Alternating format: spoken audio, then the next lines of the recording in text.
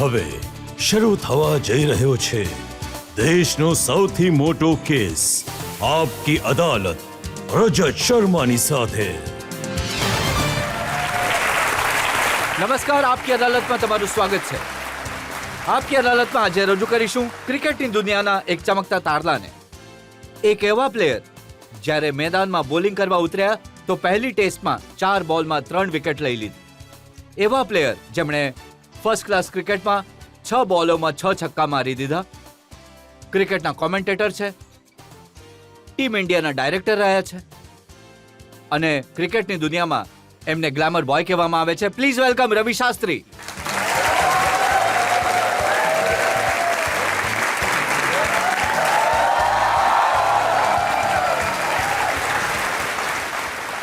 અને આપકી અદાલતના આ ખાસ કેસ માટે આપણા જજ છે જાણીતા સ્પોર્ટ્સ એડિટર જી રાજારમન.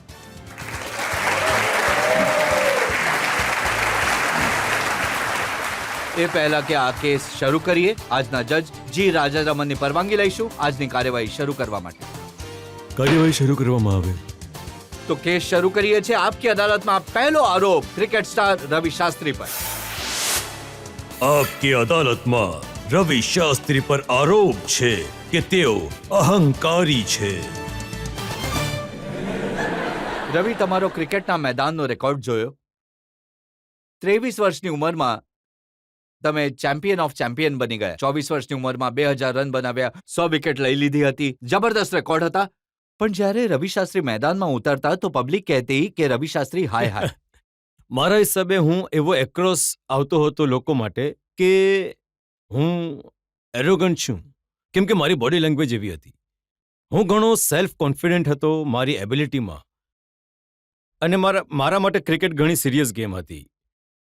તો હું ઓન ધ ફિલ્ડ વધારે ટાઈમપાસ નહોતો કરતો.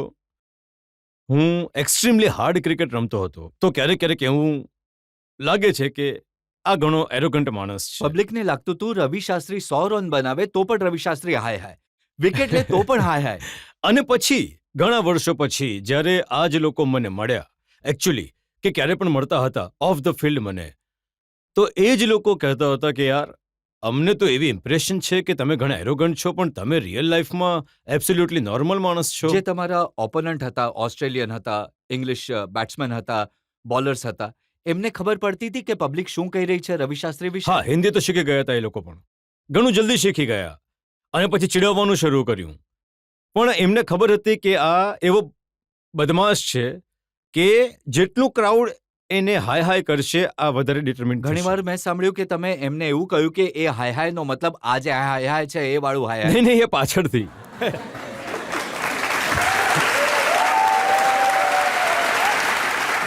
તમે બિલકુલ સાચું કહ્યું. આ સાચું કહ્યું રજતજી. આ મેં શીખ્યું પાછળથી.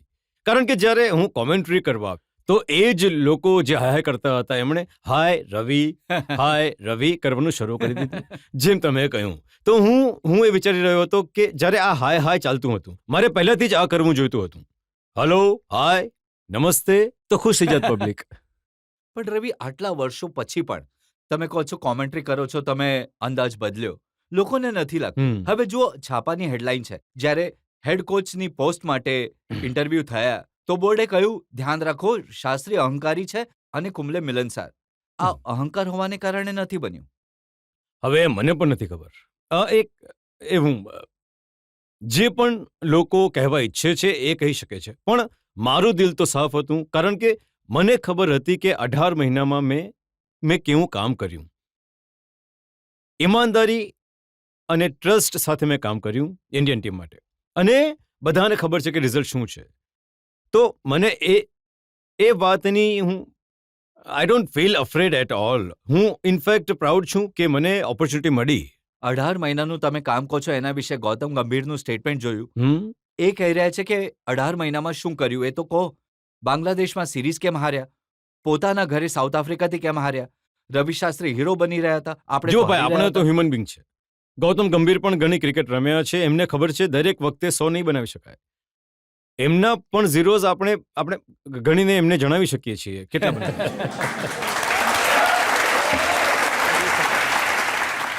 આપણે તો હ્યુમન બીંગ છીએ ભાઈ.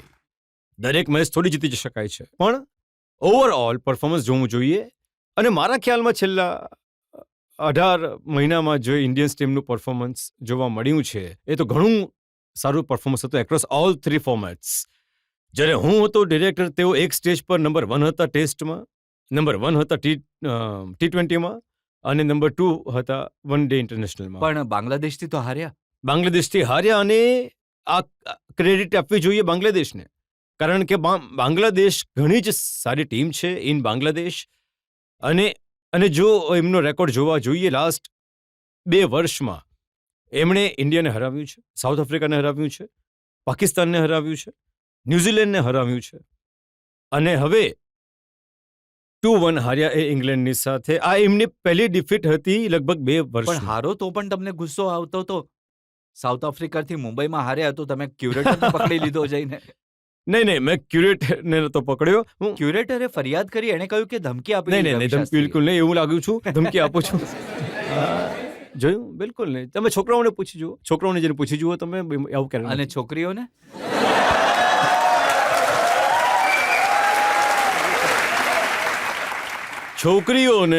છોકરીઓને તો ક્યારે ધમકી આપવી જ નહીં જોઈએ. એ તરફ જવું જ નહીં જોઈએ. પણ તમે સૌરવ ગાંગુલીને પણ ધમકી આપી. તમે કહ્યું એમણે મને ડિસરિસ્પેક્ટ કર્યું. નહીં, મેં ધમકી નથી આપી. મેં જુઓ, એ ઇન્ટરવ્યૂ હતો અને અમને બોર્ડે કહ્યું હતું કે જો તમે, કેમ કે સમય ઓછો છે, જો તમે 2 દિવસમાં નહીં આવી શકો કલકત્તા તો તમે વિડીયો કોન્ફરન્સ પર કરી શકો છો. પણ રવિ, આ એરોગન્સ નથી. તમે બેંકોકમાં રજા માણી રહ્યા હતા, ઇન્ડિયન ટીમના હેડ કોચ માટે ઇન્ટરવ્યૂ છે.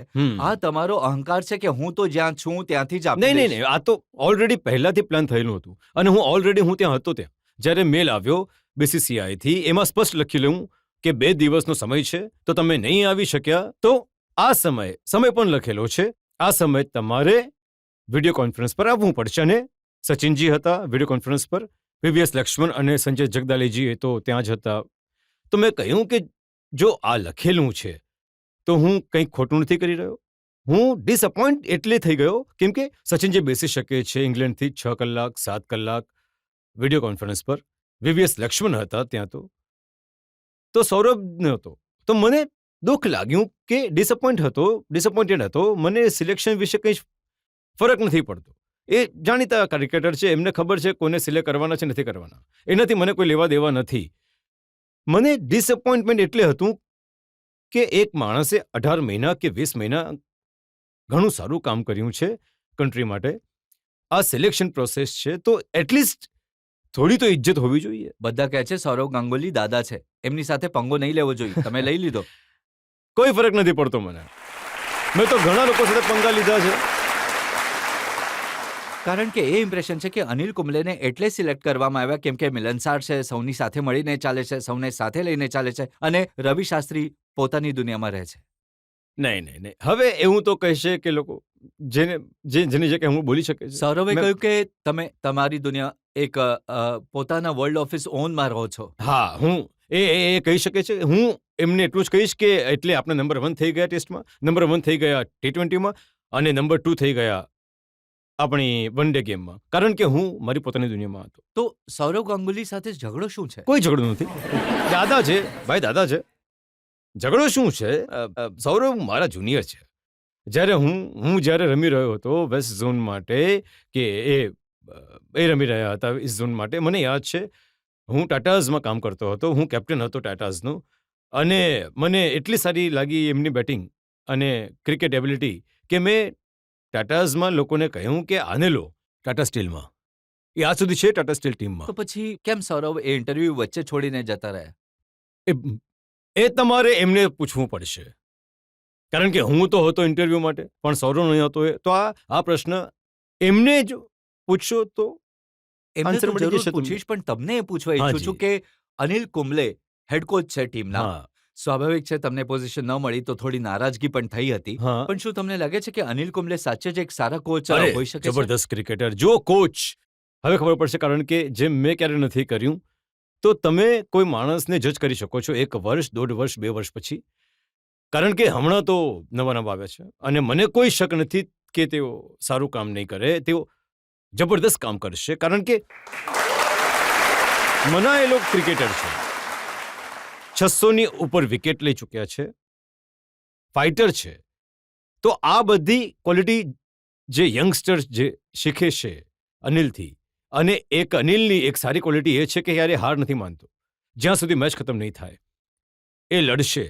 તો આ બધી ક્વોલિટી ટીમમાં આવશે તો મારા ખ્યાલમાં એમને ઘણો બેનિફિટ થવો જોઈએ, કેમ કે એ કન્ટેમ્પરરી ક્રિકેટ પણ ઘણા કમ્પેન્ટરી ક્રિકેટર છે. એ થોડા સમય પહેલા એ આરસીબીના મેન્ટોર હતા, મુંબઈ ઇન્ડિયન્સના મેન્ટોર હતા, એ ક્રિકેટ પણ રમી ચૂક્યા છે 2007-2008 સુધી. તો જે ઇન્ટિગ્રિટી અને રેપ્યુટેશન છે એમનું એ ઘણું સારું છે. એ તો મારા ખ્યાલમાં ઇન્ડિયન ટીમને બેનિફિટ તો થશે. ઇન્ટિગ્રિટી એક્સપિરિયન્સ તો તમારો પણ છે, તો તમે એમનાથી વધુ સારા હોત. એમ તો અમારો તો સમય હતો 18 મહિના, પણ એ 18 મહિનામાં મને જે ઓપોર્ચ્યુનિટી મળી હતી, હું આ બીસીસીઆઈને થેન્ક કરવા ઈચ્છું છું કે આવી ઓપોર્ચ્યુનિટી આપી, કારણ કે મને ન લાગતું હતું કે આટલું સારું કરી શકે છે ટીમ આટલા ઓછા સમયમાં. તો આ હું પ્લેયર્સને આપવી જોઈએ ક્રેડિટ કે તેમણે આટલું સરળ પરફોર્મ કર્યું આટલા ઓછા સમયમાં એક્રોસ ઓલ 3 ફોર્મેટ. જરૂર. જનતામાંથી કોઈ સવાલ પૂછવા ઈચ્છે છે?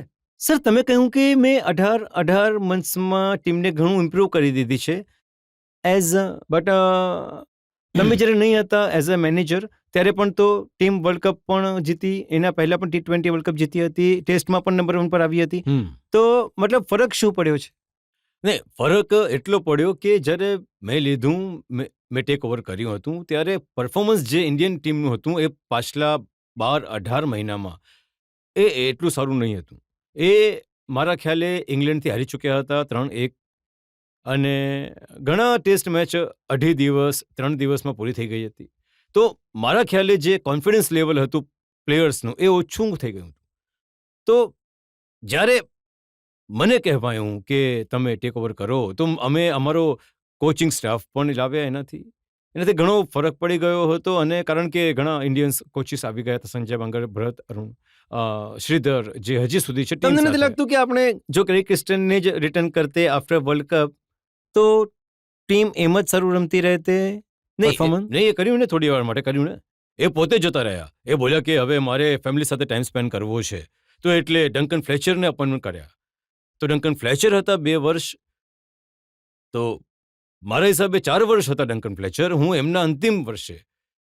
તો એ પીરિયડની જે વાત કરીએ છીએ તો પરફોર્મન્સ જોવા જઈએ તો જે પરફોર્મન્સ હોવું જોઈએ ઇન્ડિયન ટીમનું એ એટલું સારું નહીં હતું. 4-0 હાર્યા હતા ઇંગ્લેન્ડમાં, 4-0 હાર્યા હતા ઓસ્ટ્રેલિયામાં.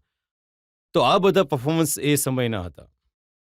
જો આપણી ટીમમાં ઘણા બધા યંગસ્ટર્સ છે, એક્સપિરિયન્સ પ્લેયર પણ છે, તો જ્યારે તમે ડિરેક્ટર હતા તો વાત સાંભળતા હતા બધા લોકો? બિલકુલ. આ ઘણી ડિસિપ્લિન સાઇડ છે. આ એક વસ્તુ હું આ કહેવું પડશે લોકોને કે આ જે ડિસિપ્લિન, એમના વર્ક એથિક્સ, જે એમની રિસ્પેક્ટ છે એમને માટે, એ ઘણી જબરદસ્ત છે. અને મને એટલે ન હતું કે આટલું ફોકસ હશે આ ટીમને, પણ ફોકસ ઘણું જબરદસ્ત છે. સ્પેશિયલી યંગસ્ટર્સ જે છે, ખબર છે આજકાલના IPL છે, પૈસા છે ગેમમાં, પણ એમનો જે ફોકસ છે ટેસ્ટ ક્રિકેટ પર એ ઘણો સારો છે. એ મને સૌથી સારું લાગ્યું. અને જેવા MS હોય કે વિરાટ કોહલી હોય કે રોહિત શર્મા હોય કે અજિંક્ય રાણે હોય, એમનો કોઈ ઈગો નથી. ટીમ સ્પિરિટ જે છે એ ઘણી જબરદસ્ત છે. હવે MS ને લઈને, વિરાટ કોહલીને લઈને ઘણા બધા આરોપો તમારી ઉપર છે. આપણે એક બ્રેક માટે રોકાઈશું અને બ્રેક બાદ આપ કી અદાલતમાં પૂછીશું રવિ શાસ્ત્રીને વિરાટ કોહલીના વિશે, મહેન્દ્રસિંહ ધોનીના વિશે. કોઈ પ્લેયરના તમે આટલા વખાણ ક્યારેય નથી કર્યા જેટલા વિરાટ કોહલીના કર્યા. યંગસ્ટર્સને માટે એક ઘણા જે સારા રોલ મોડલ. તમે તો બિલકુલ ફિદા છો એમની ઉપર. હા, બિલકુલ ફિદા છું. એટલે તમે કહી રહ્યા છો કે ક્રિકેટના 3 ફોર્મેટના કેપ્ટન બનાવી દેવા જોઈએ. હવે એ બની જ જશે. ધોનીએ શું બગાડ્યું છે તમારું? નહીં, મારા ખ્યાલથી વિરાટ કોહલી ઘણું શીખી શકે છે જો ધોની ટીમમાં હોય, એની અંડર પણ રમે. હવે જણાવો, વિરાટ કોહલીને શીખવવા માટે કેપ્ટન્સી છોડી દે? નહીં, તો એ કહી રહ્યા છો. Welcome back. આપકી અદાલતમાં આજે આપણે કેસ ચલાવી રહ્યા છીએ ક્રિકેટની દુનિયાના મોટા સ્ટાર રવિ શાસ્ત્રી પર. આપકી અદાલતમાં આગલો આરોપ. આપકી અદાલતમાં રવિ શાસ્ત્રી પર આરોપ છે કે તેઓ પક્ષપાત કરે છે. રવિ, 35 વર્ષથી ક્રિકેટની દુનિયામાં છો. બેટિંગમાં, બોલિંગમાં, કોમેન્ટ્રીમાં. ટીમના ડાયરેક્ટર રહી ચૂક્યા છો, પણ કોઈ પ્લેયરના તમે આટલા વખાણ ક્યારેય નહીં કર્યા જેટલા વિરાટ કોહલીના કર્યા. હવે જુઓ, તમે કહો છો લાજવાબ છે કોહલી, જુનૂન છે કોહલીમાં, બોડી લેંગ્વેજ કમાલની છે, વર્લ્ડ ક્લાસ ઇનિંગ્સ રમે છે, હંમેશા મોટો સ્કોર કરવા ઈચ્છે છે, ફાઇટર છે, એટલે કોહલી નહીં તો કંઈ નહીં. તમે જેટલી પણ વસ્તુઓ કહી ત્યાં આગળ રજતજી, મને કહો હું એક પણ વસ્તુ પર ખોટો છું?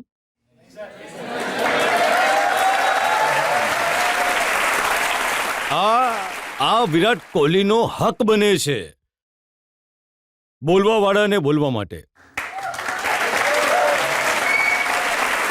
કેમ કે એ એવા ક્રિકેટર છે જે એમણે ક્રિકેટ રમ્યા છે છેલ્લા 2 વર્ષમાં. માનવું જ માનવું પડશે, કેમ કે ઓસ્ટ્રેલિયામાં ચાર ટેસ્ટમાં 4 સેન્ચુરી બનાવવી કોઈ સામાન્ય વાત નથી. આઈપીએલ પરફોર્મન્સ જુઓ, વર્લ્ડ કપ T20 પરફોર્મન્સ જુઓ, વર્લ્ડ કપ 50-50 પરફોર્મન્સ જુઓ.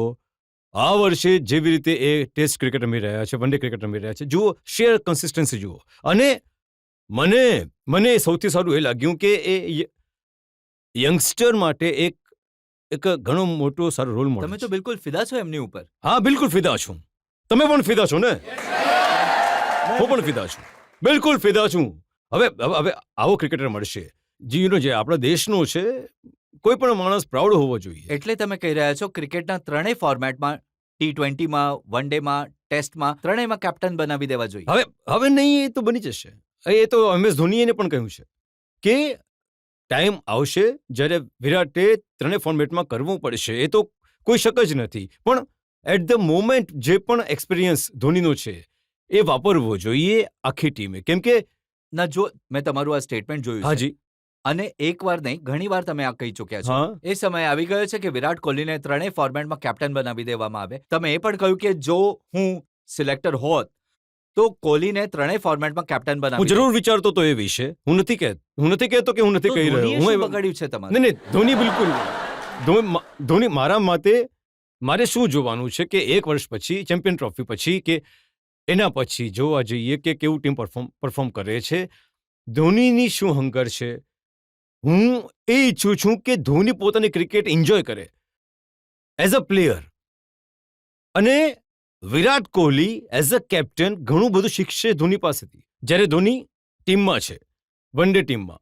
તો આ જે ટ્રાન્ઝિશન જે છે થશે, હવે ઘણી સારું થશે. આજે જો તમે સચિન તેંડુલકરને જોયો હશે, જ્યારે એ રમ્યા ધોનીની અંડર, રાહુલ દ્રવિડ રમ્યા ધોનીના અંડર. રાહુલ દ્રવિડ એમના કેપ્ટન પણ હતા, પછી એમની અંડર પણ રમ્યા. તો એમાં આ પીરિયડમાં ધોનીએ ઘણું શીખ્યું. તો મારા ખ્યાલમાં એવી જ રીતે વિરાટ કોહલી ઘણું શીખી શકે છે જો ધોની ટીમમાં હોય, એના અંડરમાં પણ રમે. હવે જણાવો, વિરાટ કોહલીને શીખવવા માટે એ કેપ્ટન્સી છોડી દે? નહીં, એ કહી રહ્યા છો ને? બિલકુલ નહીં. હા, જો કેપ્ટનશીપ વિશે શીખવું છે, ઘણું શીખી શકે છે મહેન્દ્રસિંહ ધોની પાસે, કારણ કે એ તો દાદા છે ભાઈ. આવા ક્રિકેટર ઓછા મળે છે. જુઓ, હમણાં ન્યુઝીલેન્ડની વિરુદ્ધ 80 રન બનાવ્યા, હવે 4થા નંબર પર આવ્યા છે. મહેન્દ્રસિંહ ધોનીમાં તો ઘણું ક્રિકેટ બાકી છે. ઘણી ક્રિકેટ ફિટનેસ તો ઘણી સારી છે. પણ હું જે કહી રહ્યો છું કે 12 વર્ષથી 10 વર્ષથી પ્રેશર સહન કરી રહ્યા છે એઝ અ કેપ્ટન. હવે સમય આવી ગયો છે કે 1 વર્ષમાં, 1.5 વર્ષમાં કે એ જ રિસ્પોન્સિબિલિટી બીજા કોઈ પ્લેયરે લેવી જોઈએ, અને ધોનીને એન્જોય કરવા દો પોતાની ક્રિકેટ. ચોક્કા છક્કા મારવા દો, જે નંબર પર બેટિંગ કરવી હોય કેપ્ટનને મોકલવા દો. ધોની જ્યારે ટેસ્ટ ક્રિકેટથી રિટાયર થયા, હા, જોયું તો તમને પૂછીને તો નહોતા? બિલકુલ નહીં. તમારી સલાહ તો નહોતી? બિલકુલ નહીં. એ બધું આખો ડ્રેસિંગ રૂમ શોક થઈ ગયા, સરપ્રાઈઝ થઈ ગયા. કારણ કે એ આવ્યા અંદર, એ જતા રહ્યા પ્રેસ કોન્ફરન્સ માટે, અને ફરી આવ્યા અંદર, અને પછી કહ્યું, યાર મને તમારી સાથે 10 મિનિટ વાત કરવી છે. કોઈને કોઈ આઈડિયા નહીં હતો કે એ જે બોલવાના છે. અને એમણે કહ્યું, જુઓ ભાઈ, ટાઈમ આવી ગયો છે, સમય આવી ગયો છે, હું ત્રણેય ફોર્મેટ નથી રમી શકતો, અને મારે ટેસ્ટ ક્રિકેટથી રિટાયરમેન્ટ લેવું છે. આ શોક એટલે મને છોડો, આખી ટીમમાં કોઈને ખબર નથી, કોઈ ટીમ મેનેજમેન્ટ નહીં, કોઈ એમના ક્લોઝ પ્લેયર્સને નહીં, ફ્રેન્ડ કોઈને નહીં, કોઈને પણ નહીં. એમણે આવીને ટોટલ બાય સરપ્રાઈઝ બધાને કહ્યું, બાય સેઇંગ ધેટ હું રિટાયર થઈ રહ્યો છું ટેસ્ટ ક્રિકેટથી. અને વન ડે ક્રિકેટમાં પણ એવું જ થશે, એવું જ થશે. જ્યારે એમને જવું હશે ખબર પણ નહીં પડશે કે નીકળી એ જ ગયા. તો હું કહું છું, એમને વન ડે ક્રિકેટ છોડવા માટે કે T20ની કેપ્ટન્સી છોડવા માટે તમારી સલાહની તો જરૂર નથી. નહીં, બિલકુલ નહીં. કોઈ સલાહની જરૂર નથી. એમને ખબર પડશે. એમને એ એવો માણસ છે કે કમ્પલસરી ત્યાં નહીં રહેશે. એ જો એને લાગશે કે સમય આવી ગયો છે કે મારે જવાનું છે અહીંથી, એ નીકળી જશે. આઈધર એઝ કેપ્ટન ઓર એઝ પ્લેયર. પણ તમને લાગે છે કેટલું હજી રમી શકશે આગલા વર્લ્ડ કપ સુધી ધોની? હવે જુઓ, ફિટનેસ જુઓ એમની. જે રીતે ભાગે છે, કાલે જે રીતે રનઆઉટ કર્યો વિકેટ કીપિંગમાં, જેવા સ્ટમ્પિંગ્સ કર્યા લાસ્ટ 1-2 મેચમાં, એના જેવા કીપર બેટ્સમેન કોઈ હરીફાય જ નથી કન્ટ્રીમાં. તો 3-4 વર્ષ તો આરામથી રમી શકે છે એમની ફિટનેસ પર. હું માત્ર આ વાત કહેવા ઈચ્છું છું કે એમની કેપ્ટન્સી 1-1.5 વર્ષ પછી પ્રેશર આટલું લેવું જોઈએ નહીં કે MS ધોનીએ, કે એ આપના મેનેજમેન્ટે વિચારવું જોઈએ. પણ જેટલા વિરાટ કોહલીના વખાણ કરો છો એટલા ધોનીના તમે નથી કરતા. વધારે કરી છે મેં ધોનીની. ધોની તો મારો ફેવરેટ ક્રિકેટર છે, કારણ કે એ જે રીતે રમ્યા 15 વર્ષથી, જ્યારે એ જે દિવસે ડિસાઇડ કર્યું બધા ફોર્મેટથી મને રિટાયરમેન્ટ લેવું છે, સંન્યાસ લેવો છે, એ આપણા one of the greatest cricketer માનવામાં આવશે. On the same level as Gavaskar, Kapil Dev, Tendulkar. Dhoni એ લેવલ પર રહેશે. ધોની જેને ફિલ્ડ પર કહેવાય છે કેપ્ટન કુલ છે, નારાજ નથી થતા, તો ડ્રેસિંગ રૂમમાં પણ એવા જ ઠંડા રહે છે. બિલકુલ. આ ઘણો સારો સવાલ પૂછ્યો, અને તમે લોકોએ પણ એ સમજમાં આવી જશે કે આજ સુધી મેં આવો કોઈ પ્લેયર નથી જોયો આજ સુધી જેને કોઈ ફરક નથી પડતો. ભલે લોકો કંઈ પણ બોલે, કે કોઈ પ્રેઝ આપે, કે 0 બનાવે, કે 100 બનાવે, કે ટીમ જીતી કે ટીમ હારી, એને કોઈ ફરક નથી પડતો. એમનો જે ડિમેનર છે, એમની જે પર્સનાલિટી છે, એમની બોડી લેંગ્વેજ જે છે, એ બિલકુલ કન્સિસ્ટન્ટ છે. સેમ. અને વિરાટ કોહલીનું? વિરાટ કોહલી યંગ છે. વિરાટ કોહલી ટોટલી ડિફરન્ટ છે MS ધોનીથી. વિરાટ કોહલી ઇન્સ્ટિંક્ટિવ માણસ છે, ઘણો એક્સપ્રેસિવ માણસ છે. તો જો ડિસઅપોઇન્ટમેન્ટ થાય કે હેપીનેસ હોય, એ તમને જોવા મળે ફિલ્ડ પર. સાચું? 2 મિનિટમાં ખબર પડશે. જો એ ખરાબ શોટ રમ્યા, એની બોડી લેંગ્વેજથી ખબર પડશે કે એ ડિસઅપોઇન્ટેડ છે. જો વિકેટ મળી કે ટીમ જીતી ગઈ, તો બિલકુલ ખબર પડશે. એટલે જ સંજય માંજરેકર કહે છે કે આ બે એગ્રેસિવ રવિ શાસ્ત્રી અને વિરાટ કોહલી, આ બંને જ્યારે મળી જાય છે તો ઘણું જોખમ હા, થઈ જાય છે. એ થાય છે ને પોઝિટિવ અને સુપર પોઝિટિવ. હા, તેમાં શું ફરક પડે છે? અમારા ટેમ્પરામેન્ટ ઘણા સિમિલર છે. કેમ કે હું પણ ઘણો એગ્રેસિવ છું. હું રમું છું જીતવા માટે, ત્યાં ટાઈમપાસ માટે નહીં. આપણે જઈએ છીએ ત્યાં જીતવા માટે. વાત ખતમ ત્યાં. બીજું કંઈ નહીં. પ્લે વિધિન ધ રૂલ્સ, અને રમો ગેમ આગળ લઈ જવા માટે અને જીતવા માટે.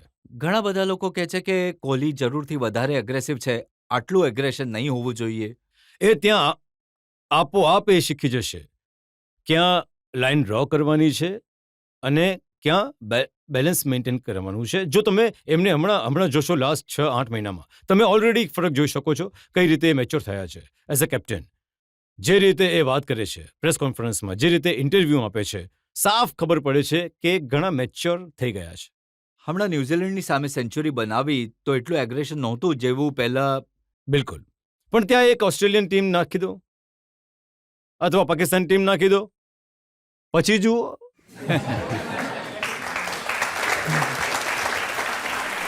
તો જ્યારે પાકિસ્તાન સાથે મેચ હોય તો આખી ટીમમાં આટલું એગ્રેશન ક્યાંથી આવી જાય છે? એ ઓટોમેટિક, કંઈ કહેવું નથી પડતું, એ સીધું આવી જાય છે.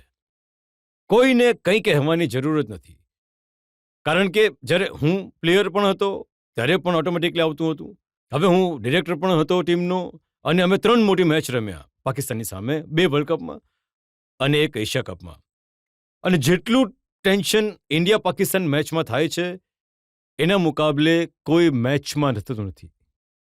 તમે રવિ વિરાટ કોહલીને પણ સારી રીતે જાણો છો, MS ધોનીને પણ જાણો છો, બંને સાથે રમ્યા છો, તો આ બંનેમાં જે લડાઈ થાય છે એનું કારણ શું છે? બિલકુલ લડાઈ નથી. ઇનફેક્ટ આ તો પ્રેસવાળો પ્રેસવાળા ઈચ્છતા હશે કે લડાઈ થઈ જાય, પણ બિલકુલ લડાઈ નથી થતી. એમની જે રિસ્પેક્ટ છે એકબીજા માટે એ ઘણી જબરદસ્ત છે.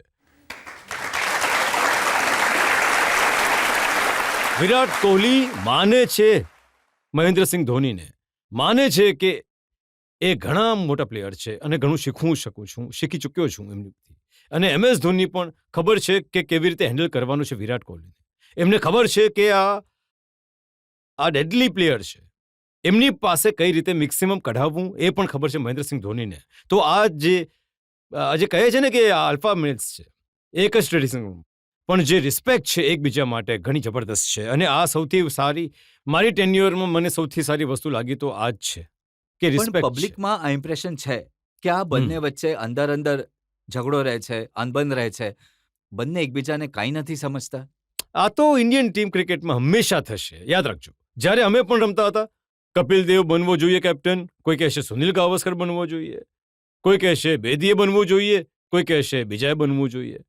તો ઓલવેઝ કેપ્ટન્સીમાં એક બેની અગેન્સ્ટ કરતા રહેશે મીડિયાવાળા. પણ સૌથી ઇમ્પોર્ટન્ટ વાત છે પ્લેયર્સ કેવી રીતે વિચારે છે. અને એ હું કહેવા માંગુ છું કે સ્પષ્ટ કે જે રિસ્પેક્ટ છે બંનેની એકબીજા માટે ઘણી જબરદસ્ત છે. ના, રિસ્પેક્ટ છે, પણ ઝઘડો છે કે નહીં? બિલકુલ નહીં. બિલકુલ નહીં. રવિ, સારું થયું તમે જણાવ્યું જનતાને કે વિરાટ કોહલી અને MS ધોની વચ્ચે બંને ઘણા પોપ્યુલર પ્લેયર છે, બંનેને જનતા ઘણો પ્રેમ કરે છે. ધોની અને વિરાટ કોહલી વિશે કોઈ સવાલ પૂછવા ઈચ્છે છે? સર, તમે તમારા ટાઈમે ઘણું સારું રમ્યા છો, બધું જ કર્યું, તમે ઇન્ટરનેશનલી પણ રમ્યા છો ને એક સ્પોર્ટ્સમેન પોતાના પરફોર્મન્સના બેસિસ પર જ ઓળખાતા હોય છે. તો હમણાં જે વિરાટ કોહલી છે એમનામાં તમારી જ થોડી છાપ નજર આવે છે. અરે! તો તમે એમના માટે આ શોના થ્રુ કોઈ મેસેજ આપવાનું પસંદ કરશો? સરસ. નહીં, મને કોઈ મેસેજ આપવાની જરૂર નથી, કારણ કે જ્યારે તમે વિરાટને જુઓ છો, એમનો જે ફોકસ છે, જે વર્ક એથિક્સ છે, જે પ્રિપેરેશન છે દરેક ગેમ માટે, એ જોવાલાયક છે. કારણ કે એમણે જે પાછળની ગેમમાં કર્યું છે એ પાછળ છોડી દે છે. એ જેમ કે તેમણે લાસ્ટ ગેમમાં 150 રન બનાવ્યા, જ્યારે આ નેક્સ્ટ ગેમમાં બેટિંગ કરવા આવે તો એ બધું ભૂલી ગયા હતા. એમનો જે ફોકસ, એમની જે ડિસિપ્લિન શરૂઆતમાં જોવાલાયક છે, કે એમની જે પ્રિપેરેશન છે એમને ખબર છે કે ફરીથી એમણે શરૂ કરવાનું છે ઝીરોથી અને લાંબી પારી રમવાની છે. તો આ જે છે વર્ક એથિક્સ જોવા મળે છે, એ તો બોલવાની કોઈ જરૂરત જ નથી. એક જગ્યાએ મેં જોયું, તમે ઇન્ટરવ્યુમાં કહ્યું કે 2-3 લોકોએ વારંવાર કહે છે કે ધોનીએ હવે સંન્યાસ લઈ લેવો જોઈએ. ભાઈ, ઘણા લોકો કહે છે. હું તો જ્યારે પેપર વાંચું છું, જ્યારે એ રન નથી બનાવતા, હું તો 3-4 વર્ષથી વાંચી રહ્યો છું, જ્યારે એ રન નથી બનાવતા એમને સોડાવી દો, ધોનીજીને બેસાડો, એક ખાટલો આપી દો અને બોલો સંન્યાસ લઈ લો, સોઈ જાઓ. અરે યાર, ક્યારેક તો જુઓ તો ખરા, કેવા માણસ વિશે વાત કરી રહ્યા છો, જે ધોનીએ કન્ટ્રી માટે કર્યું છે. તમારે સવારે પોતાનો ચહેરો તો જોવો જોઈએ મિરરમાં. તમે એમનું કંઈક 160th પણ નથી કર્યું તમારી જીવનમાં.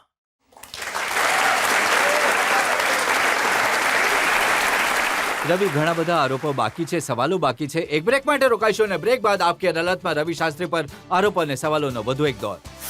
રાત્રે 2 વાગ્યા સુધી નાઇટ ક્લબમાં, બીજા દિવસે સવારે બેટિંગ કરવા ગયા અને બેટિંગ કરીને આવ્યા ફરી નાઇટ ક્લબમાં.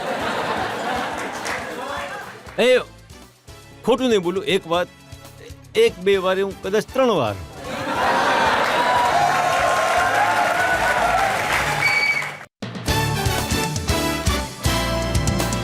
Welcome back. આપકી અદાલતમાં આજે આપણા મહેમાન છે ક્રિકેટની દુનિયાના ચમકતા તારલા રવિ શાસ્ત્રી. આપકી અદાલતમાં આગલો આરોપ.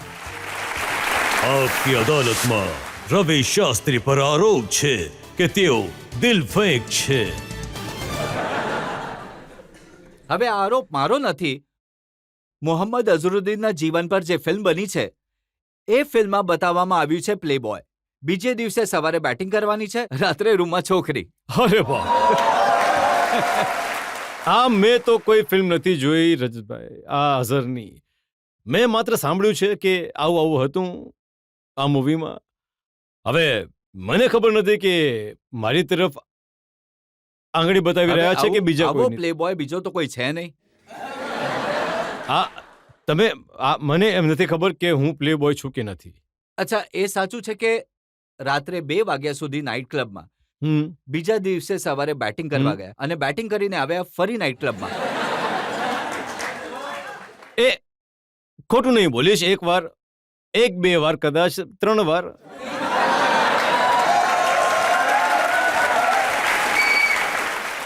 આ કલકત્તામાં એક મેચ હતી અને મને ખબર છે મેં 5 દિવસ બેટિંગ કરી એ ટેસ્ટ મેચમાં.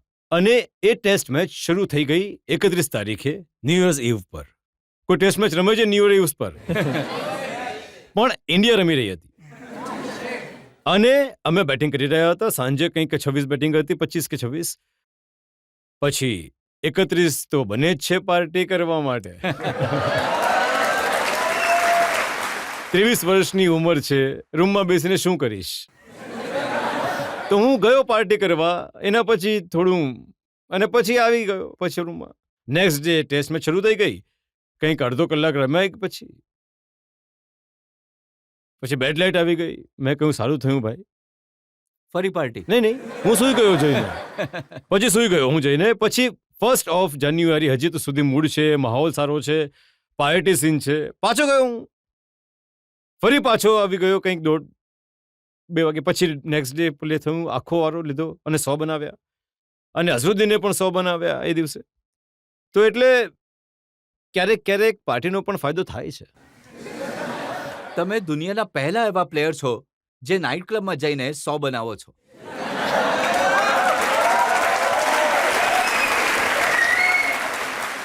હું માનું છું હું ગયો.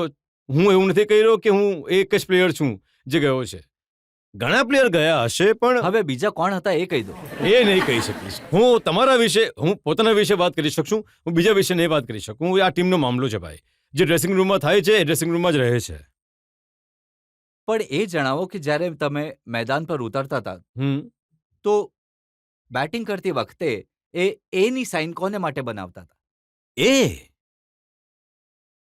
એ જે બેસેલી રહેતી સ્ટેન્ડમાં તાળીઓ વગાડતી હતી.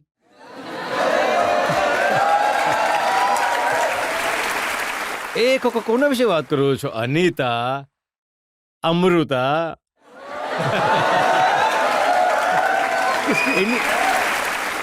એની સાથે કેટલા નામો હોય છે યાર. જ્યારે મારી દીકરીનું પણ નામ છે આલેખા. એ સમય તો દીકરી નહોતી. નહીં, એ સમય દીકરી નહોતી, બિલકુલ નહીં હતી. તો ઘણા બધા ગેબ્રિએલા સેબેટિનીનું પણ મેં નામ મેં સાંભળ્યું. પણ સાંભળ્યું છે. એ સમયે તો નામ એ રીતે આવતા હતા જે દરેક અઠવાડિયે એક નવું નામ આવતું હતું. પણ અમે ક્યારેય કમ્પ્લેન ન કરતા. આવવા દો, ચાલવા દો મીટર. જો એવું નથી કે માત્ર નામ આવતા હતા. એ સમયની આ નવેમ્બર 1986ની સેલિબ્રિટી મેગઝીન છે, હા. એ મારી પાસે છે. એમાં તમારો ફોટો છપાયો હતો અમૃતા સિંહ સાથે. હા, એ મારી ફ્રેન્ડ હતી ને. હા. તો ક્યારેક ફોટો લીધો હશે લોકોએ. અને એમણે જે કવર સ્ટોરી લખી હતી, ધ લવ ટેસ્ટ બોય, રવિ શાસ્ત્રી. એમણે કહ્યું ને, મેં નહીં કહ્યું ને. તો મને શું ખબર? ના, હવે વાત થાય છે તો કહી દો કે સાચું. સમયની વાત છે. એ ઘણા સમય પહેલા હતું. પણ મેં સાંભળ્યું છે કે આદતો હજી પણ નથી બદલાઈ. જો ભાઈ, એકવાર જ્યારે થપ્પો લાગી જાય તો એ છાપો કાઢવામાં ઘણો સમય લાગે છે. હું એ નથી કહેતો કે એ બધું ખોટું છે, કેમ કે વાંદરો કેટલો પણ ગરડો થઈ જાય, ગુલાટી મારું નથી છોડતો. હવે તમે ડાયરેક્ટર હતા ટીમના, તો તમે પરમિશન આપી વિરાટ કોહલી, અનુષ્કા શર્માને લાવી શકે છે? જી હા. જી, મને પૂછ્યું હતું તો મેં કહ્યું કે એનાથી શું ફરક પડે છે? જ્યારે માણસનું જો ફોકસ કે કોન્સન્ટ્રેશન જો બગડતું નથી અનુષ્કાજીના આવવાથી, તો પછી શું ફરક પડે છે? જ્યારે આવે એણે 160 રન બનાવ્યા ટેસ્ટ મેચમાં, અને જ્યારે 0 પર આઉટ થયા તો પછી કહે છે કે કોન્સન્ટ્રેશન ગયું. જો જ્યારે પણ 0 પર આઉટ થાય છે તો લોકો કહે છે ઓહો, અનુષ્કાએ મરાવી દીધા. આ બોલવાવાળા બોલ છે. જ્યારે 117 કરે છે, 180 કરે છે, 160 કરે છે, ત્યારે કોઈ નથી બોલતું. તો મારા ખ્યાલે એ અયોગ્ય નથી. અને આ ડે અને એજમાં જ્યારે કોઈ પ્લેયરને એટ ટાઈમ્સ કંપનીની જરૂર છે, કેમ કે પ્રેશર આટલું છે, એ એટલો સમય ઘરથી બહાર છે, 3 ફોર્મેટ છે ગેમના. જ્યારે અમે રમતા હતા તો વન ડે ક્રિકેટ પણ જસ્ટ શરૂ થઈ હતી, ટેસ્ટ મેચીસ હતી, પણ આટલી ક્રિકેટ નહીં હતી. તો મારા ખ્યાલમાં જ્યારે આવું કંઈક કંપનીની જરૂર છે, વાઇફ્સને ટ્રાવેલ કરવું છે કે ગર્લફ્રેન્ડને ટ્રાવેલ કરવું છે, એ હોવું તો જેની જોઈએ. વાઈફ ટ્રાવેલ કરી રહી છે એ ગર્લફ્રેન્ડ સાથે જઈ શકે છે. નહીં, જેના લગ્ન નથી થયા, જેની પાસે ગર્લફ્રેન્ડ હોય, જરૂર લાવવી જોઈએ, એમાં શું ફરક પડે છે? તો આ સર રવિ શાસ્ત્રી જ આવી શીખ આપી શકે છે, બીજા કોઈ પ્લેયર તો આ શીખ આપે નહીં. હું એ વિચારતો હતો કે ટીમ માટે શું સારું છે, અને મને લાગ્યું જેમ અનુષ્કાજી આવ્યા ત્યાં વિરાટ કોહલીએ ઘણી સારી બેટિંગ કરવાની શરૂ કરી દીધી, તો મારા માટે શું ઇમ્પોર્ટન્ટ છે? ટીમ પરફોર્મન્સ ને. તો એણે જ્યારે 170 બનાવ્યા, 160 બનાવ્યા, તો બીજું શું જોઈએ છે? બાકી જે તમે કરતા હતા અને એ નેક્સ્ટ મેચમાં ફરી 100. આ મેલબર્નમાં કર્યા હતા 100, પછી સિડનીમાં 100. તો પહેલી વાર જનતાને ખબર પડી કે અનુષ્કાના આવવાથી વિરાટ કોહલીનું પરફોર્મન્સ હજી સારું થાય છે. વિરાટ કોહલી પ્રોફેશનલ છે, એને ખબર છે એનું વર્ક એથિક્સ શું છે, એના જેવું પ્રિપેરેશન જે કરે છે ગેમના પહેલા, એને કોઈ હરીફાઈ જ નથી. તો એને ફરક નથી પડતો કોણ છે અને કોઈ નથી. પણ એ જે કમ્ફર્ટ ફેક્ટર હોય છે કોઈ પણ ઇન્ડિવિજ્યુઅલનું, કેમ કે ઘણો સમય બહાર છે ઘરથી, તો ક્યારેક આ કમ્પેનિયનશિપની જરૂર છે, જેથી એ થોડો રિલેક્સ થાય. ફોકસ તો રહેશે જ એટલો જ. એવું નથી કે મિત્ર હશે તો ફિટનેસના રાઉન્ડ છોડી દેશે, જીમમાં નહીં જાય. બિલકુલ નહીં. જો એ બધું થતું હશે તો પછી either as a coach, either as a director, either as a BCCI ક્યાંક તો કહેવું પડશે ઇન્ડિવિજ્યુઅલે. જો એમનું ટ્રેનિંગમાં ધ્યાન નથી, અથવા જેવું મેં કહ્યું પ્રિપેરેશનમાં એટલું ફોકસ નથી, પછી તો કહેવું જ પડશે. પણ મેં સાંભળ્યું કે ઘણું ફિટનેસ પર ધ્યાન આપે છે વિરાટ ઘણું. કોહલી. અને એ માત્ર ફિટનેસ પર ધ્યાન આપે છે એટલે એમનું પરફોર્મન્સ જોવા જોઈએ, તો એને કારણે પણ છે. અને સારી વાત એ છે કે બીજા પ્લેયર્સ છે ટીમમાં, એ એમને એમ્યુલેટ કરવા ઈચ્છે છે, તો આ ઘણું સારું છે. તો બાકી વાતો પણ તમે શીખવી છે, કારણ કે તમારી હિસ્ટ્રી હું વાંચી રહ્યો હતો તો GR વિશ્વનાથે તમને પકડ્યા હતા બિયર પીતા. હું તો એની સાથે જ પીતો હતો.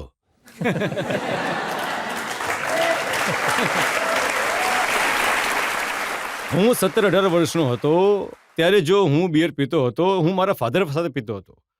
તો જો હું ફાધર સાથે પીતું શકું છું, તો બીજા કોઈની સાથે શું કામ ડરવાનું? ના કંઈ બતાવવાનું છે, ના કંઈ ડરવાનું છે. તો એકવાર સુનિલ ગાવસ્કર જ્યારે કેપ્ટન હતા તો એમણે તમને પકડ્યા હતા, જીન પીતા હતા તમે. અરે બધાએ પકડ્યું છે મને. કેમ કે મને હાઈડ કરવાનો ચાન્સ જ નથી ને. પણ રવિ, આગલે દિવસે તમારે મેચ રમવાની હોય અને તમે રાત્રે જીન પીવો છો. જીન એટલા પણ અમે ફુલિશ નથી કે અમને પણ ખબર છે કે નેક્સ્ટ ડે રમવાનું છે, અને અમને પણ ખબર છે કે નેક્સ્ટ ડે જ્યારે તક મળશે અને જો ક્યાંક સેટ થઈ ગયા તો એટલો જીવ હોવો જોઈએ કે ક્યાં તમે 100 કરી શકો છો, 200 કરી શકો છો ટેસ્ટ મેચમાં, અથવા 30 ઓવર નાખવાની છે કે 35 ઓવર નાખવાની છે. કેમ કે તમે એ તરફ ધ્યાન નહીં આપો તો પછી આ ગેમ પણ તમને રિસ્પેક્ટ નહીં કરે. એ સાચું છે કે ગાવસ્કર જ્યારે તમને પકડ્યા હતા, જીન પીતા હતા, એ તમને એ કહેવા આવ્યા હતા કે હવે તમારે નંબર 10 નહીં, નંબર 1 કરવાનું છે, ઓપનિંગ કરવાની છે. ગાવસ્કરજીએ પકડ્યો નહીં મને, પણ એ સમયે જ્યારે આવ્યા હતા ત્યારે કોઈ જ્યુસ પી રહ્યા હતા. હા, અને એમણે કહ્યું કે તમે સાચું કહી રહ્યા છો કે તમારે ઓપન કરવું પડશે. જેવું એમણે વર્ડ યુઝ કર્યો ઓપન, આ જ્યુસ બૂસ બધું પાછળ જતું રહ્યું. કારણ કે મારા મગજમાં સ્ટ્રેસ ગયું, અમારે ઓપન કરવાનું છે અગેન્સ્ટ ઇમરાન ખાન અને સરફરાઝ નવાઝ. અને ઇન્ડિયન ટીમે સારું પરફોર્મન્સ નહોતું આપ્યું પાકિસ્તાન સામે 1982માં. તો મેં કહ્યું આ મારા માટે સૌથી મોટી ઓપોર્ચ્યુનિટી છે, તો આ બાકી બધું છોડી દો, હવે ફોકસ રાખો કે રન બનાવવાના છે. અને એ જ ઇનિંગ્સમાં મેં 100 બનાવ્યા હતા, અને મારી આખી લાઈફ અને કરિયર ચેન્જ થઈ ગયું. તો જ્યારે તમે બેટિંગ કરવા લાગ્યા, ઓપનિંગ કરવા લાગ્યા, તો જે છોકરીઓ મિત્ર હતી એમનું શું થયું? અરે જ્યારે તમે બેટિંગ કરો છો એ લેવલ પર, ઇન્ડિયા પાકિસ્તાન, છોકરીઓ બોકરીઓ બધું ભૂલી જાઓ, ફોકસ. ક્રિકેટ પર રાખો. અને મારે ફોકસ રાખવાનો હતો કારણ કે એ આજે પેસ એટેક હતો. One of the best attack હું ક્યારે જીવનમાં રમ્યો છું. આ પાકિસ્તાનનો જે એટેક હતો, કારણ કે ઇમરાન ખાન હતો, સરફરાઝ નવાઝ હતો અને એમના 2 અમ્પાયર હતા. પેડ પર લાગ્યું તો થેન્ક યુ. તો ફોકસ ઘણું વધારે જરૂર હતો. વિરાટ કોહલીમાં પણ એ જ ક્વોલિટીઝ છે. એ જ ક્વોલિટી અને વધારે પણ છે એમની પાસે. જો જોવા જઈએ, એ 27 વર્ષની ઉંમરમાં 27 બનાવ્યા વન ડેમાં, 26-27. એના ઓલરેડી 35 કે 40 ઇન્ટરનેશનલ 100 થઈ ચૂક્યા છે. તો કેપ્ટન છે ઇન્ડિયાનો. તો એમની પાસે હજી 10 વર્ષ ક્રિકેટ છે. 10-11 વર્ષ જેવી એમની ફિટનેસ છે. જો એ રમ્યા 10 વર્ષ તો કંઈ પણ કરી શકે છે. જે સચિન તેંડુલકરનો 100 સેન્ચુરીનો રેકોર્ડ છે એને તોડી શકે છે. જેમ મેં કહ્યું, કંઈ પણ થઈ શકે છે 10 વર્ષમાં. જો વિરાટ કોહલી 10 વર્ષ રમ્યો તો કંઈ પણ થઈ શકે છે. પણ મારા મતે તેના પર પ્રેશર નહીં નાખવું જોઈએ, કેમ કે સચિનનો જે રેકોર્ડ છે ઘણો જ જબરદસ્ત રેકોર્ડ છે. આવો once in a life time cricketer મળશે તમને, જે 100ની ઉપર ઇન્ટરનેશનલ 100 કરી દે. લોકો કરે છે ફર્સ્ટ ક્લાસમાં, પણ ઇન્ટરનેશનલ 100 કરવા સહેલી વાત નથી. પણ જેમ મેં કહ્યું, ઓલરેડી આમાંના કંઈક 40-100 થઈ ગયા છે વિરાટના. અને જો ઇન્જરી નહીં થાય, 10 વર્ષ હજુ રમ્યા, શું ખબર શું કરશે. તો 18 મહિનામાં રવિ શાસ્ત્રીએ કઈ ઘંટી નો લોટ ખવડાવ્યો કે ધડાધડ રન બનાવવા લાગ્યા.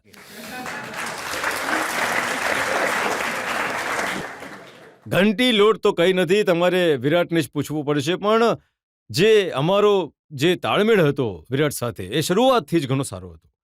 કારણ કે એ જે કમ્યુનિકેશન, જે લેવલ કોન્ફિડન્સ રહે છે કોઈ માણસમાં, એકવાર એ યોગ્ય થઈ જાય અને બિટવીન ડિરેક્ટર એન્ડ પ્લેયર કે કોચ એન્ડ પ્લેયર, જો એ જોડી યોગ્ય હોય ને તો પછી કંઈ પણ થઈ શકે છે. તો મારા ખ્યાલમાં વિરાટ, જેમ કે મેં કહ્યું, વધારે કંઈક ટ્વીટ કરવાનું એ હતું જ નહીં. ઇટ વોઝ મોર મગજમાં કે ફેલ થઈ રહ્યા છે, 3-4 ઇનિંગ્સમાં રન નથી બનાવ્યા, 5 ઇનિંગ્સમાં ઇંગ્લેન્ડમાં. આ કોઈને પણ થઈ શકે છે. પણ મેં જે જોયું એમની ગેમમાં કે ટેકનિકમાં, વધારે કંઈ કરવાની જરૂર નથી, માત્ર મેન્ટલ છે. અને આ જ કામ તમે રવિચંદ્રન અશ્વિન સાથે કર્યું. આ અશ્વિન ઘણો જ ઇન્ટેલિજન્ટ ક્રિકેટર, પણ એમનો પણ જે કોન્ફિડન્સ લેવલ હતો એ ડીપ થઈ ગયો હતો. તો મારા ખ્યાલમાં જ્યારે એમને ડ્રોપ કર્યા ટેસ્ટ મેચમાં, પહેલી ટેસ્ટ મેચ એડલેન્ડમાં, મારા મતે એ સૌથી સારું લેસન હતું અશ્વિન માટે. કેમ કે એમણે ચેલેન્જ લીધી પોતાની ઉપર જ કે હું પાછો આવીશ, હું મહેનત કરીશ, હું બેઝિક્સ પર જઈશ પાછો અને ઓફ સ્પિન પર ફોકસ કરીશ અને પછી આવીશ સાઈડ. અને એણે એ જ કર્યું. અને જે રીતે મેં કહ્યું, ઘણો જ ઇન્ટેલિજન્ટ ક્રિકેટર. એ પણ એવો ક્રિકેટર છે જે બીજા 10 વર્ષ રમી શકે છે અને 500ની ઉપર વિકેટ પાડી શકે છે આરામથી. ઓલરેડી એની 200થી વધારે થઈ ગઈ છે. હજી 300 વિકેટ તો આરામથી લઈ શકે છે. સર, તમે એક સ્ટેટમેન્ટ કહ્યું હતું કે સચિન તેંડુલકર અને વિરાટ કોહલીને આપણે ક્યારેય પણ કમ્પેર નહીં કરી શકીએ. તો સર, તમને નથી લાગતું કે વિરાટ કોહલી આનાથી થોડો ડિમોટિવેટ થઈ ગયા હશે? કારણ કે તમે જેમ આપણે આખી દુનિયામાં એ વાત કરી રહી છે કે જો સચિન તેંડુલકરનો રેકોર્ડ કોઈ તોડી શકે છે તો એ વિરાટ કોહલી જ છે. હા, હું નથી કહી રહ્યો, કમ્પેર કરી રહ્યો છું હું ટેકનિકમાં. કેમ કે સચિનની જે ગેમ હતી એ ઘણી જ નેચરલ, જેમ કે કોચિંગ એન્ડ મેન્યુઅલમાં એવી ગેમ હતી એની, એકદમ complete game, easy game. Virat Kohli જોવા જઈએ એટ ટાઈમ્સ અનઓર્થોડોક્સ. એને જેમ કે બોટમ એન્ડ આવશે, અહીંયાથી આઉટસાઇડ ઓફ સ્ટમ્પથી બોલ કરશે, સ્ક્વેર લેગની દિશાએ, મિડલ એન્ડથી લેન્થથી બોલ રમશે, ઓવર એક્સ્ટ્રા કવર. તો એ અનઓર્થોડોક્સ પ્લેયર પણ છે. તો બંને પ્લેયરને કમ્પેર નહીં કરી શકો. પણ જો એફેક્ટિવનેસ જોવી છે બંનેની તો એ જ છે. બંને જ્યારે એકવાર વારો લે છે તો લાંબી પારી રમે છે. સચિન જેમ 100 બનાવી રહ્યા હતા વન ડેમાં, એમ વિરાટ બનાવી રહ્યા છે. હવે ટેસ્ટ મેચીસમાં મારા ખ્યાલમાં હવે પોતાની પીક પર આવી ગયા છે વિરાટ કોહલી. કેમ કે જે પણ બેટ્સમેન હોય એમની જે પીક હોય છે, હું કહું છું, હું સમજુ છું, ફ્રોમ ધ એજ ઓફ 27-35 સુધી, આ જે 5-6 વર્ષ મળે છે એમાં જેટલું લૂંટવું હોય લૂંટી લો. સર, જ્યારે વિરાટ કોહલી પર કેપ્ટનની રિસ્પોન્સિબિલિટી આવશે તો શું તે જે રીતે હમણાં રમે છે, શું તે ત્યારે રમી શકશે? બિલકુલ, કેમ નહીં. હમણાં એ છે કેપ્ટન ટીમના.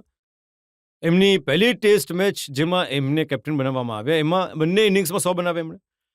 તો મતલબ ઘણા પ્લેયર છે જે જ્યારે એમને રિસ્પોન્સિબિલિટી આપવામાં આવે એમને હજી મજા આવે છે રમવામાં, એ રેલિશ કરે છે પ્રેશર. ઘણા પ્લેયર હોય છે જેમને જો પ્રેશરમાં નાખીએ તો એમની ગેમ બગડી જાય છે. આ વિરાટ કોહલી સાથે એવું નથી.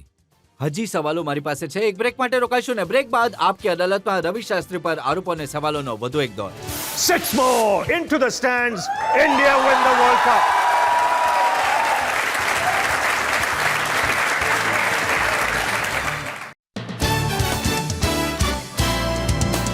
Welcome back. આપકી અદાલતમાં આજે આપણા મહેમાન છે ક્રિકેટની દુનિયાના ચમકતા તારલા રવિ શાસ્ત્રી. આપકી અદાલતમાં આગલો આરોપ. આપકી અદાલતમાં રવિ શાસ્ત્રી પર આરોપ છે કે તે ક્રિકેટમાં સુધારના વિરુદ્ધ છે. રવિ, સુપ્રીમ કોર્ટે લોઢા કમિટી અપોઇન્ટ કરી છે. ઘણા બધા સુધાર લાવવા ઈચ્છે છે અને હું તમારા સ્ટેટમેન્ટ જોઉં છું, ઇન્ટરવ્યુ જોઉં છું, તમે કોઈ રિફોર્મ લાવવા નથી માંગતા. નહીં નહીં, બિલકુલ નહીં. મેં એવું ક્યારે પણ નહીં કહ્યું. મેં કહ્યું હતું કે રિફોર્મની જરૂરિયાત છે. ઇનફેક્ટ જે સુપ્રીમ કોર્ટ લોઢા કમિટી જે રિપોર્ટ આપ્યું છે, હું તો માનું છું કે 80 કે 85% ઇમ્પ્લિમેન્ટ થવું જ જોઈએ. કેમ કે ઘણી જગ્યાએ જ્યાં દંડો મારવો જોઈએ એ ઘણી જરૂરી છે, અને 80 to 85% ઘણી જ જરૂરી છે એને હવે ઇમ્પ્લિમેન્ટ જુઓ, એ કરવું. કહે છે કે 3ની જગ્યાએ 5 સિલેક્ટર ન હોવા જોઈએ, 3 જ હોવા જોઈએ. શું તકલીફ છે? નહીં, હું એ કહી રહ્યો છું કે જે 15% જે બાકીના એ જો ઇન ટોટલ જો ઇમ્પ્લિમેન્ટ કરવું પડશે તો મારા હિસાબે ઘણું મુશ્કેલ થશે. આટલું સરળ નહીં હોય. એ બોલાવવામાં સરળ છે, જ્યારે ઇમ્પ્લિમેન્ટ કરવું પડશે પ્રેક્ટિકલી શું છે એમાં ઘણી મુશ્કેલીઓ આવી શકે છે. એ મારો ઓપિનિયન છે. શું હું એમ શું કહી- તકલીફ છે તમને જેમ કે હું સિલેક્ટર છું, હું ઘણો મોટો દેશ છે આ. અને જેટલા લોકો ઇન્ડિયામાં ક્રિકેટ રમે છે, જો તમે આખી દુનિયા જોશો એ એમનું ટોટલ કરવામાં આવે તો એટલું નહીં હોય જેટલું ઇન્ડિયામાં લોકો રમે છે. તો જો આપણી જે સિસ્ટમ છે ઘણું સારી સિસ્ટમ છે, કેમ કે 5 ઝોન છે, 5 સિલેક્ટર એક ઝોનથી. તમે શું જોવા માંગો છો? ઇન્ટિગ્રિટી કે સિલેક્શન ફેર હોવું જોઈએ ને? પરંતુ જો તમે સાઇઝ જોશો કન્ટ્રીની, અને 3 ફોર્મેટ છે ગેમમાં, 50 ઓવર ફોર્મેટ, 20-20 ફોર્મેટ, તો મારા હિસાબે તો 5 સિલેક્ટર તો હોવા જ જોઈએ. બીજા 10 ટેલેન્ટ સ્કાઉટની જરૂરિયાત છે, 2 એક ઝોનથી. કેમ કે હું છું વેસ્ટ ઝોનથી, અને તમે મને જો સિલેક્ટર બનાવ્યો છે તો મને શું ખબર છે કે સેન્ટ્રલ ઝોનથી કોણ યંગ ખેલાડી સારો છે, કે પછી સિસ્ટમ શું છે સેન્ટ્રલ ઝોનને, કે પછી શું ટેલેન્ટ સ્કાઉટ પણ શું. તો મારે ક્યાં જવું છે, મને ક્યાં ખબર છે કે કયા કોચિસ સારા છે જે અંડર 15 ને રમાડે છે, કે પછી કોણ અંડર 19માં સારો છે. પણ જો કોઈ માણસ સેન્ટ્રલ ઝોનથી હશે, કે પછી હું વેસ્ટ ઝોનથી છું, તો મને ખબર હશે કે મુંબઈમાં ક્યાં જવું જોઈએ, કે પછી પુણેમાં ક્યાં જવું જોઈએ, કે મને આઈડિયા હશે કેમ કે હું રમેલો છું એ ઝોનમાં. તો મારા હિસાબે એ 3 ઘણા ઓછા છે. જસ્ટિસ લોઢા તો ક્રિકેટમાં. ક્યારે ક્રિકેટ રમ્યા નથી. જુઓ, સુપ્રીમ કોર્ટની જે રેકમેન્ડેશન છે લોઢા કમિટીના, એને રિસ્પેક્ટ કરવું જોઈએ. પણ હું એમ કહી રહ્યો છું કે ઇન ટોટલ જેવી રીતે, જેમ કે તમે કહી રહ્યા હતા કે જો તમે- કુલિંગ ઓફ પીરિયડ, એમણે કહ્યું કે જો તમે એકવાર ઓફિસ બેરર બન્યા તો 3 વર્ષના અંતરાલ પછી જ ઓફિસ બેરર બની શકો. ને મારા હિસાબે એ પણ ઓછું છે. કેમ કે જો કોઈ ક્રિકેટરને બનવું હશે તો એ પણ ઈચ્છે કે થોડુંક કન્ટિન્યુટી રહે. 5 વર્ષ હોય કે 6 વર્ષ હોય, પછી ઠીક છે તમે 3 વર્ષનું ફૂલિંગ ઓફ પીરિયડ રાખો, પછી તમે આવીને 6 વર્ષ રાખો, ઠીક છે. અને મારા હિસાબે જો હું કંઈ સારું કામ કરી રહ્યા હોય તો એમ કેવું હોવું જોઈએ કે 3 વર્ષમાં નીકળો. કેમ કે તમને કઈ રીતે ખબર છે કે એનું રિપ્લેસમેન્ટમાં જે આવી રહ્યા છે એ જે સારા કામ કર્યા છે આગળના માણસે એને કન્ટિન્યુટી કરી શકે નહીં? એની શું ગેરંટી છે? જો તમે મળી ગયા છે કોઈ સારા માણસ, જો રી-ઇલેક્શનમાં એને ફરીથી પસંદ કરવામાં આવે છે કે બીજા 3 વર્ષ કરી શકે છે, તો કરવું જોઈએ. મારા હિસાબે 6 વર્ષ તો હોવું જ જોઈએ. પછી 3 વર્ષનું લઈ લો કુલિંગ ઓફ પીરિયડ, અને ફરીથી આવી જાઓ 6 વર્ષ માટે. જો આ હવે કંઈક નહીં કરી શકીએ તો રિકમેન્ડેશન અને જજમેન્ટ પાસ થઈ ગયું છે, પણ મારા હિસાબે હજી પણ ડાયલોગ થઈ શકે છે. પણ આવા જો રેકમેન્ડેશન આપેલ છે તો શું રવિ શાસ્ત્રીથી, સુનિલ ગાવસ્કરથી, સચિન તેંડુલકરથી કોઈએ વાત કરી, કોઈએ સલાહ લીધી? અનફોર્ચ્યુનેટલી મારાથી કોઈ વાત નહીં થઈ. તો હું પણ જો મારાથી કંઈ વાત થઈ હોય તો હું તમને કહી રહ્યો છું, હું જરૂર એસ્ટીમ સુપ્રીમ એક કોર્ટના એવું જજીસને એવું એ પણ કહેતે. સૂચન છે કે જો 70 વર્ષથી વધારેની ઉંમર હોય, કોઈ મંત્રી હોય, ઓફિસર નહીં, હોય, જે રીતે હું કહી રહ્યો છું કે ઘણા મંત્રીઓની વચ્ચે હું ગ્રોઅપ થયો છું. જેમ કે અમારી વખતે વાનખેડીજી હતા, પછી એના પછી હતા સાલ્વેજી, એના પછી આવ્યા માધવરાવ સિંધિયાજી, પછી શરદ પવાર, પછી જેટલીજી આવ્યા આઈપીએલમાં થોડોક સમય માટે. અને હું કહું છું કે જબરદસ્ત એડમિનિસ્ટ્રેટર, મતલબ કે જેમ કે જોઈ લો શરદ પવાર 70ની ઉપર છે, હજી પણ એ પાર્ટ ઓફ ધ સિસ્ટમ છે, એ મુંબઈ ક્રિકેટ એસોસિએશન પ્રેસિડેન્ટ છે. પછી શ્રીનિવાસન તમિલનાડુના 70ની ઉપરના છે. તમે શું કહેવા માંગો છો કે આ એડમિનિસ્ટ્રેટર સારા નથી? અને જબરદસ્ત એડમિનિસ્ટ્રેટર છે, કેમ કે ક્યારેક એક્સપિરિયન્સની જરૂરિયાત છે. જેમ કે મને ગેમ શીખવાડ્યું છે કે there is no substitute for experience. તમે જો અમેરિકા જાઓ, કોઈ ઉંમર નથી રિટાયરમેન્ટ થવાની સુપ્રીમ કોર્ટના જજની, એ તો 80-90 વર્ષ સુધી પણ હોય જ્યાં છે. સુધી એ ઈચ્છે જો તો છે કરી શકે સારા છે. તો યુઝ કરો ને, કારણ કે મારા હિસાબે તો યંગસ્ટર ઘણું શીખી શકે છે. કેમ કે હું એક વસ્તુ કહું છું અને હું માનું પણ છું આ વાતને કે ઠીક છે, જ્યારે એડમિનિસ્ટ્રેશન આવે છે, તમે જો કમ્પેર કરશો ક્રિકેટ મેનેજમેન્ટ, એડમિનિસ્ટ્રેટર, 90% લોકોને લગભગ ક્રિકેટ અંગે કંઈ ખબર જ નથી હોતી. પણ આ જ વાતને હું કહેવા માંગીશ કે 90% ઓફ ધી ક્રિકેટર્સ ને એડમિનિસ્ટ્રેશન અંગે કંઈ જ ખબર નથી હોતી. લખીને આપું છું તમને. તો આને જરા ધ્યાન રાખીને જોવું પડશે, કેમ કે આ એવું ન થવું જોઈએ કે જો 6 મહિના પછી તમે બધું જ ઇમ્પ્લિમેન્ટ કરી દીધું, માની લો બધું જ ઇમ્પ્લિમેન્ટ કરી દીધું, રિકમેન્ડેશન અને ફર્સ્ટ ક્લાસ ચાલવા માંડ્યું, તો ઘણી જ બધાઈઓ આપવી જોઈએ લોધા કમિટી, સુપ્રીમ કોર્ટને. પરંતુ બાય ચાન્સ જો ગડબડ થઈ ગઈ સ્ટેટ એસોસિએશનમાં કે પછી બીસીસીઆઈમાં કે પછી ઇન્ડિયન્સ ટીમના પરફોર્મન્સમાં 6 મહિના પછી, તો પછી જવાબદારી કોણે લેવી પડશે?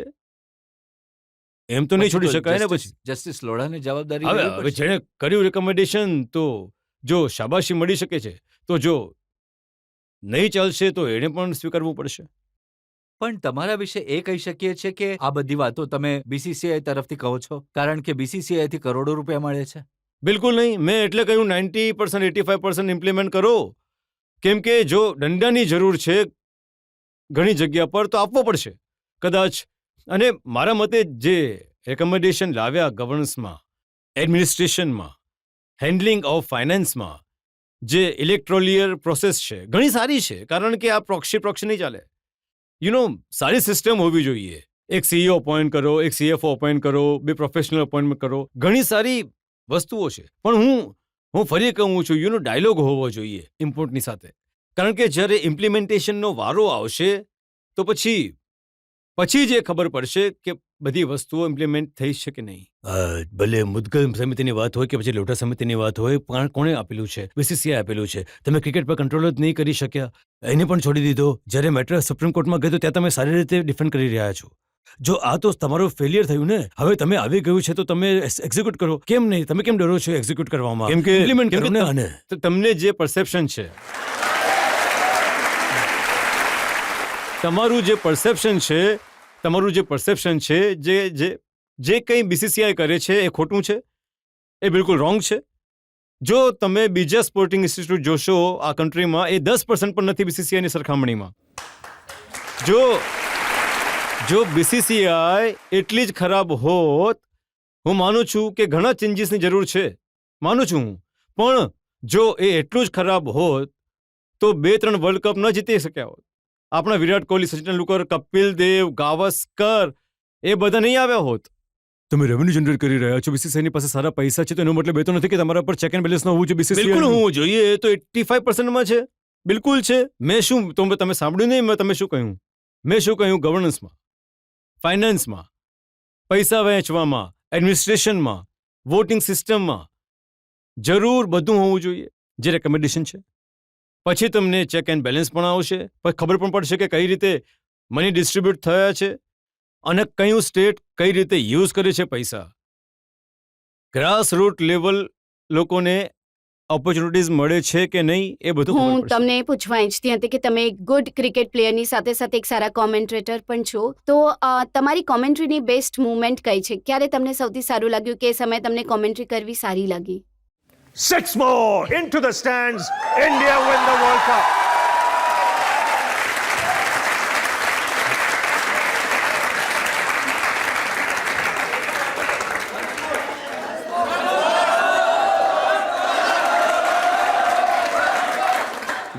He goes big. It's 6 more. India win the World Cup after 28 years. રવિ, અમે તમને દરેક પ્રકારના સવાલ પૂછ્યા તમારી લાઈફના વિશે, ક્રિકેટ વિશે, બીસીસીઆઈ વિશે, અને સારી વાત છે તમે દરેક સવાલનો જવાબ આપ્યો, જનતાની ફરમાઈશ પણ પૂરી કરી. આપણે એક બ્રેક માટે રોકાઈશું અને બ્રેક બાદ સાંભળીશું આપકી અદાલતમાં આજના જજ જી રાજારમનનો નિર્ણય આજના કેસ પર.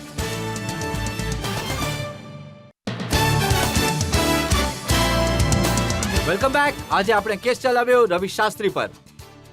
આપણે રવિ શાસ્ત્રીને પૂછ્યું એમના ટીમના રિલેશન્સ વિશે, વિરાટ કોહલી વિશે, MS ધોની વિશે, એમની પ્લે બોય ઇમેજ વિશે. હવે સમય છે આપકી અદાલતમાં આજના જજ જી રાજારમનના નિર્ણયનો. રવિ શાસ્ત્રી જ્યારે ક્રિકેટ રમતા હતા બધાને ખબર હતી કે એ પોતાના દિલથી રમે છે. એક બેટ્સમેન એવા હતા જે ડેડ બેટ પણ આપતા હતા અને છક્કા પણ લગાવતા હતા સાથે. આજે આપણને સૌને એકવાર ફરી જોવા મળ્યું કે રવિ શાસ્ત્રી જે ડેડ બેટથી કઈ રીતે રમે છે અને છક્કા પણ કઈ રીતે મારે છે.